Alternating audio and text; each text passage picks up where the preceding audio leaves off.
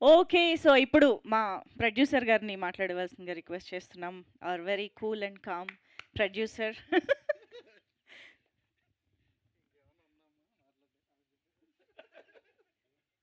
అందరికి నమస్కారం అండి. సినిమా మొదట తీసే ఫస్ట్ మీడియా మిత్రులకి, నాకంటే చిన్నోళ్ళకి, పెద్దోళ్ళకి అందరికి నమస్కారం. ఇంకా దగ్గర పెట్టుకోవాలా? నమస్కారం అండి. అంటే సినిమా తీసేటప్పుడు రిలీజ్ దాకా వస్తామా లేదని భయం ఉండేది. దాని తర్వాత రిలీజ్ ఎట్లో చేసాం భగవంతుడి దయ వల్ల. దాని తర్వాత మీ అందరి ముందు కూర్చొని ఒక సక్సెస్ మీట్ పెడతామా అనేది, సక్సెస్ మీట్ దీన్ని ఏమంటారు సార్? ఆ థ్యాంక్స్ మీట్ పెడతామా అనేది.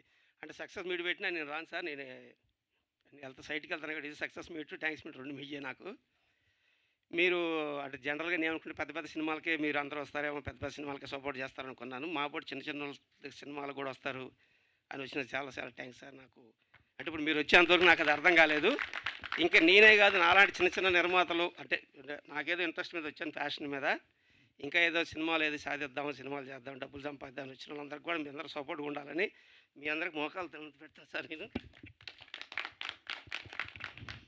ఇట్లా నా ఒక్కడికే కాదు, నాలాంటి చిన్న వాళ్ళందరికీ మీరు సపోర్ట్గా నిలబడాలని మీ అందరూ కోరుకుంటున్నాను.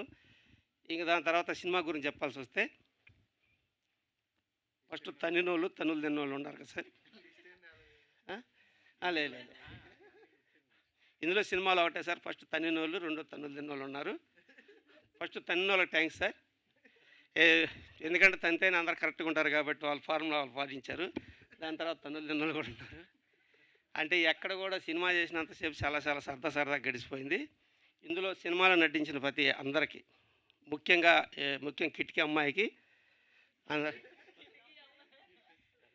ఈ కిటికీ అమ్మాయికి కూడా చాలా థ్యాంక్స్ సార్ ఈ సినిమా చేసినందుకు. తర్వాత యాంకర్ గారికి అంత ఓపికగా నిలబడ్డందుకు. ఇకపోతే డైరెక్టర్ గారి గురించి చెప్పాలి సార్. ఫస్ట్ మీరు ఇప్పుడు దాకా వినే ఉంటారు. అంటే డైరెక్టర్ గారు ఏదనుకుంటాడో ఆయనే చెప్తాడు, ఆయనే చేస్తాడు. చెప్పేది ఆయనే, చేసేది ఆయనే. అంటే ఇంకొకటి ఛాన్స్ ఇవ్వడు. ఇందాక డైరెక్టర్ టీంకి థ్యాంక్స్ చెప్పాడు. అది అంటే సపరేట్ లేదు సార్, డైరెక్టర్ లోపల ఉంటారు వాళ్ళు అంతే, వీళ్ళంతా. ఆయన చెప్పిన థ్యాంక్స్ బయటికి చెప్పాడు వాళ్ళకి. మొత్తం ఆయనే చెప్తాడు, ఆయనే చేస్తాడు. వాళ్ళ చేతికి ఏం పట్టించింది లేదు, వాళ్ళ చేతికి చేసింది లేదు. ఆయన అయితే నాకు తెలిసి అయితే అన్నీ ఆయనే చెప్తాడు, ఆయనే చేస్తాడు. ఎవరికి మాట్లాడించినంత కూడా ఇవ్వడు. ఇప్పుడు మీరు చూసే ఉంటారు నేను చెప్పేది అబద్ధం అయితే.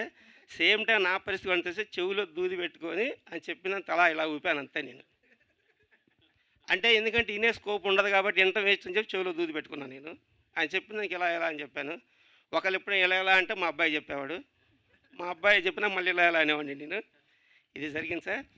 ఇందులో ముఖ్యంగా చెప్పాల్సింది అయితే మాత్రం కెమెరామెన్ గారు సార్, ఆయన పేరు సతీష్ గారు. చాలా చాలా మంచి వ్యక్తి. అంటే నేను ఎప్పుడు అమావాస్య పుణ్యానికి ఒకసారి అలుగుతాడు, అలిగినప్పుడు ఒకరోజు గ్యాప్ వస్తుంది. దాని తర్వాత అలిగింది కూడా కవర్ చేస్తాడు సార్. అలిగిన అంటే ఆ రోజు బ్రేక్ వచ్చింది కూడా కవర్ చేస్తాడు రెండో రోజు. ఎక్కడైనా సరే వర్క్ అంటే కెమెరా వర్క్ చేసినట్టు ఉండదు సార్, మన పొలం వ్యవసాయం పని చేసినట్టు స్పీడ్ చేసేస్తాడు. అంటే తినటం కూడా నిలబడి తినేసి అమ్మట కెమెరా దగ్గరికి వెళ్ళిపోతాడు సార్. అంత హార్డ్ వర్కరు. దాని తర్వాత చిన్నమ్మాయి అయినా ఈ అమ్మాయి గురించి చెప్పారు కదా ఇందాక. ఈ అమ్మాయి చిన్నమ్మాయి ఏం కాదు సార్, అంటే మా ఏజ్కే చిన్నమ్మాయి. ఈ అమ్మాయి నటించడం కానీ, ఈ అమ్మాయి అంటే ఇట్లా చెప్పినట్టు చేయటం కానీ బాగా చేసింది. లాస్ట్ మా అబ్బాయిని కొట్టేకాడు కూడా చేసింది. కాబట్టి ఈ అమ్మాయి చిన్నమ్మాయి కాదు. అంటే నేను ఎక్స్పెక్ట్ చేయలేదు. అంటే జనరల్గా అక్కడ దాకా వస్తుందని నేను డైరెక్టర్ గారు కూడా చెప్పాను, అది కూడా చేసి చూపించాడు ఆయన. అందుకని ఈ అమ్మాయి చిన్నమ్మాయి అంటే లేదు. దాని తర్వాత సరే మీరు అందరూ చెప్పేశారు కదా, ఇంకా నేను చెప్పడానికి ఏముంది. డైరెక్టర్ గారికి చాలా చాలా థ్యాంక్స్ చెప్పాలి సార్. చాలా బాగా చేశారు సినిమా.